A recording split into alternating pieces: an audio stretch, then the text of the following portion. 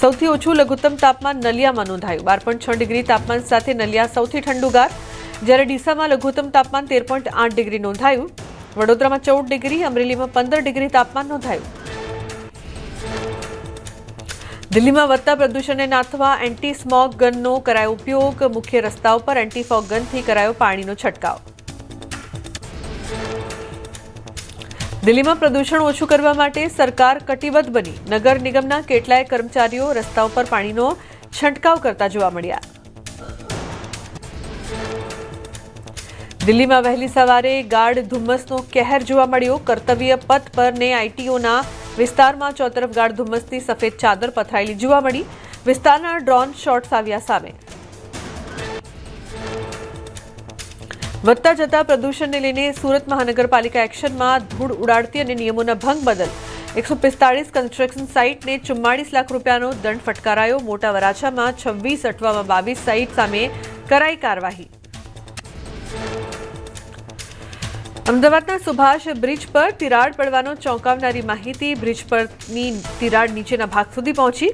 બ્રિજના ત્રીજા નંબરના સ્પાન પર થઈ છે અસર. એક્સપર્ટ દ્વારા બ્રિજની કરાઈ તપાસ. પ્રાથમિક તપાસમાં બ્રિજના એક જ સ્પાનમાં નુકસાન હોવાનું ખુલ્યું. બ્રિજના અન્ય સ્પાનની પણ તપાસ થશે. તિરાડ પડેલા સ્પાનને બદલવાની અપાશે ભલામણ. અલગ અલગ એક્સપર્ટ કમિટી આપશે રિપોર્ટ. અમદાવાદમાં સુભાષ બ્રિજ અંગે રાજ્ય સરકારે મંગાવ્યો અહેવાલ. રાજ્ય સરકારે કમિશનર પાસે માહિતી માંગી. બ્રિજ તોડવો કે રિપેર કરવો તે અંગેનો આખરી નિર્ણય રાજ્ય સરકાર કરશે. એએમસી નિષ્ણાતોની કમિટીની કરી રચના. અમદાવાદમાં એએમસીના અધિકારીઓએ કર્યું સુભાષ બ્રિજનું નિરીક્ષણ. Standing committee chairman Devang Dani સહિતના અગ્રણીઓએ કર્યું નિરીક્ષણ. બ્રિજ ઇન્સ્પેક્શન કરી રહેલી ટીમ પાસેથી લીધો રિપોર્ટ. ક્ષતિગ્રસ્ત બ્રિજનું ચાલી રહ્યું છે ઇન્સ્પેક્શન. સુરતના અણુવ્રત દ્વાર ઓવરબ્રિજના એક પિલરમાં મોટી તિરાડ દેખાઈ. અંદરનું કોન્ક્રીટ તૂટી જતા લોખંડના સળિયા દેખાયા. 2016માં બનેલા બ્રિજમાં તિરાડો પડતા સ્થાનિકોએ કર્યો ભ્રષ્ટાચારનો આક્ષેપ. પહેલી તકે બ્રિજના સમારકામની માંગ. આપ એમએલએ ગોપાલ ઇટાલિયા પર જૂતું ફેંકનાર કોંગ્રેસના કાર્યકર છત્રપાલસિંહ જાડેજા હોવાનું ખુલ્યું. જૂતું ફેંક્યા બાદ છત્રપાલસિંહે આપ્યું નિવેદન. કહ્યું જૂતું ફેંકીને પ્રદીપસિંહ જાડેજાનો લીધો છે બદલો.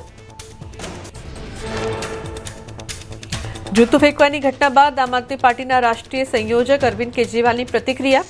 ટ્વીટમાં લખ્યું આપ નેતાઓ ડરતા નથી અને ઝૂકતા પણ નથી. ગુજરાતની જનતા કરી ચૂકી છે બદલવાનો નિર્ણય. જૂતું ફેંકવાની ઘટનાને લઈને આપ નેતાઓ ખુદ અસમંજસમાં.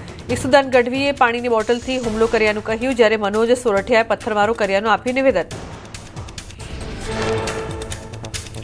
નર્મદાના આમ આદમી પાર્ટીના જિલ્લા પ્રમુખ પર બુટલેગરે કર્યો હુમલાનો પ્રયાસ. જિલ્લા પ્રમુખ સાથે ધારાસભ્ય ચૈતર વસાવટ પણ પહોંચ્યા હતા પોલીસ સ્ટેશન.